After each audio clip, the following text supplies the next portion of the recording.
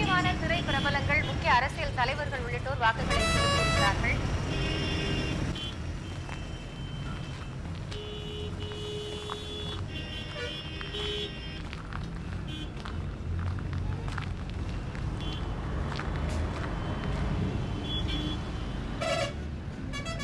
கடை லீவா? இதுக்காக யாராவது கடைக்கு லீவ் விடுவாங்களா?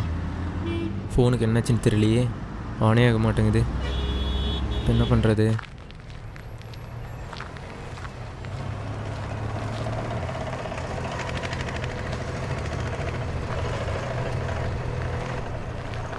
தம்பி ஆட்டோ வேணுமா? போகலாண்ணா. மொபைல் கடைக்கு வண்டி விடுங்க.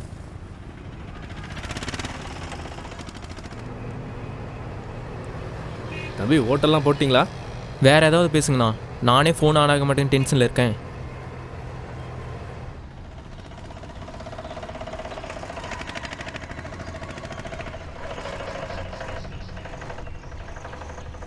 ஏங்க ஐயா, எங்கே போகணும்?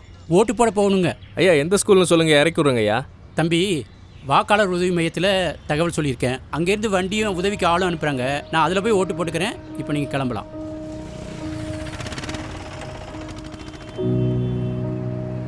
என்னென்ன நடக்குது இங்கே? அங்கே என்னடானா ஒரு ஓட்டுக்காக கடையை லீவ் விட்டு போயிருக்காங்க. இங்கே என்னடானா ஒரு ஓட்டுக்காக வண்டி அனுப்பி ஆள் கூட்டிகிட்டு போகிறாங்க. ஒரு ஓட்டு என்ன அவ்வளோ முக்கியமாண்ணா? தம்பி, ஒவ்வொரு ஓட்டுமே முக்கியம்தான்ப்பா.